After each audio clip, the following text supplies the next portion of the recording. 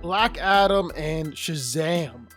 When you get two of the Wizards champions roaming out there, two dudes with the powers of a magical Superman, you just know they're gonna have to fight.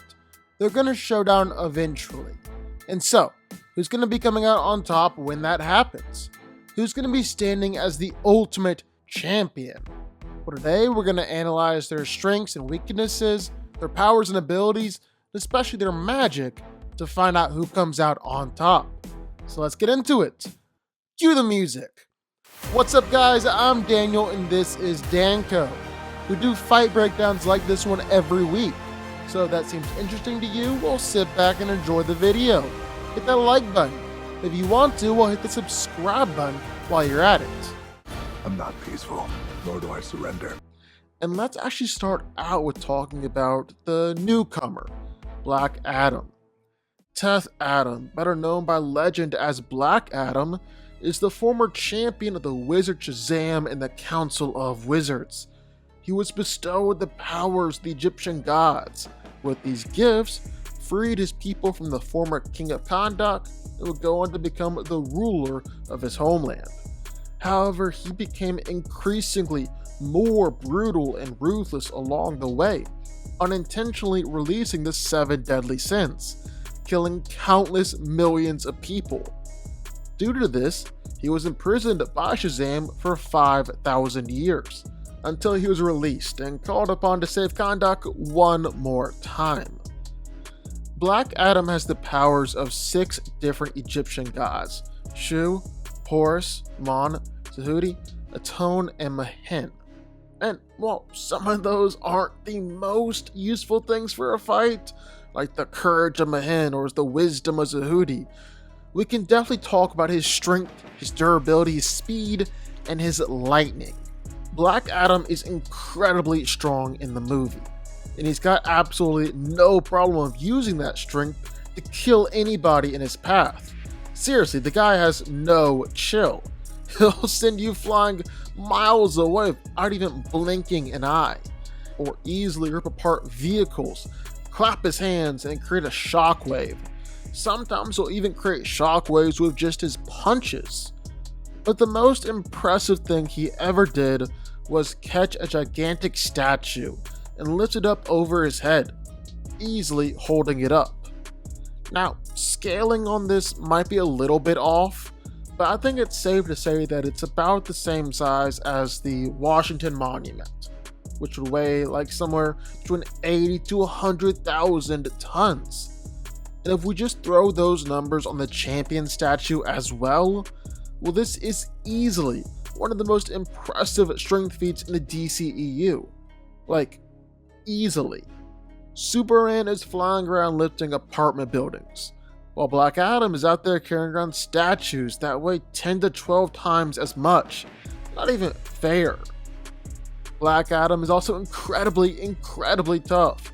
He can take explosions and not even flinch, and is completely and totally bulletproof, to the point where heavy mounted machine guns just kind of bounce off his face. He was able to take attacks from Hawkman and his nth metal weapons, which while they do rock him, never draw any blood or put him down. And then while he was put down for a few seconds by a punch from Atom Smasher, the only thing that seemed to consistently hurt him was the magical Eternum energy. It would leave cuts and burns, which he would then just heal up with his lightning. And then, man, is Black Adam fast. Like, this was one of the things that shocked me the most in the movie. Black Adam is just so fast. You could possibly put him up there with The Flash or Superman, because Dwayne Johnson, who's also a producer on the movie, so it's kind of like the word of God here, said that Black Adam is faster than light.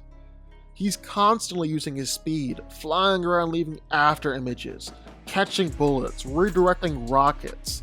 He's even got his own Quicksilver scene, where he's able to see the world in slow motion and take down everybody, all while an explosion is frozen in place behind him. Then he's able to just humiliate Hawkman and constantly blitz him, even though Hawkman is able to react to lightning. He's able to outdo Wonder Woman's bullet feat, intercepting a bullet that was fired at much closer range, and while he was further away too.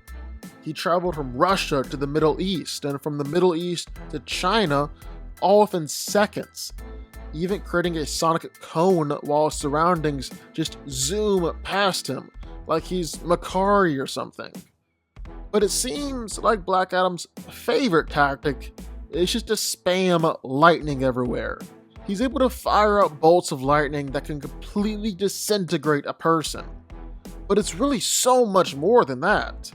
He can blow a hole through a mountain and essentially vaporize the rock, launch out bolts of lightning all around him, even release an omnidirectional blast in order to get rid of Dr. Fate's clones. But his most impressive showings are when he gets a bit too angry, and his rage starts slipping out of control. The first explosion just ravaged the ancient palace and crumbled statues, killing everybody that was inside. But it didn't quite destroy the whole building. That same building was still standing 5,000 years later. The second explosion occurred when his powers raged out of control inside the Intergang mine. And while most of the brunt of the explosion went upwards and out of the mine, it still ground zeroed the entire base and more. Then his third explosion was because of a Shazam bolt, which sent up a mountain-sized tower of water and ice, and then sent out a shockwave that was even bigger and dispersed the clouds. Finally, in his fight against Sabak, he's able to channel his lightning and concentrate on just a demon, rather than losing control, and eventually rips him in half. Goes all Mortal Kombat on him. I kneel before no one. Are you making some of my big evil guy speech right now or something? You're like a mile away from me right now. Billy Batson was a troubled young orphan, which I guess is the start of basically every single superhero origin, and he bounced around from foster home to foster home, gaining a bad rep for himself as a bit of a delinquent. But this all changed when he was chosen by the wizard Shazam to be his champion. In a desperate attempt to stop Dr. Sivana from releasing the 7 deadly sins, Billy was granted the powers of the gods. The wisdom of Solomon, strength of Hercules, stamina of Atlas, power of Zeus, courage of Achilles, and the speed of Mercury, becoming Shazam. Shazam is incredibly strong, basically like all the powers of Superman in a kid's body. He's even strong enough to throw a football into space and out of orbit. Which, I mean, of course that's what you're gonna do if you're a kid and wake up one day as Superman. He's able to catch a falling bus, hold it up over his head, and didn't really seem to be struggling as much with the weight, as much as just kind of keeping it balanced upright. And then, of course, he's able to fight against Dr. Sivana, and they're strong enough to throw each other through buildings in their fights. Shazam also had to learn real quick how to take a punch. So most anything that us mere humans could throw at Shazam isn't gonna do anything. They did a whole training montage about that. Nothing could hurt him. He was bulletproof, fireproof, I guess axe-proof. Shazam thought he was invincible. But then he ran into Sivana and learned real quick that that wasn't the case. See, while Shazam is practically invincible against man-made weapons, magic is a whole different story. Magic can definitely still hurt him. Of course, it doesn't like one-shot him. He's still able to take plenty of hits from Sivana and take attacks from the Sins too. So yeah, Shazam can be tough to put down, that's for sure. Of course, you can't forget about speed. He can fly around in an instant, even accidentally speed blitz people. He can fight against Dr. Sivana, dodge attacks, and outreact him. And Sivana is fast enough to catch a bullet out of the air. Granted, it's a BB from a carnival game, not like a legit bullet, but still.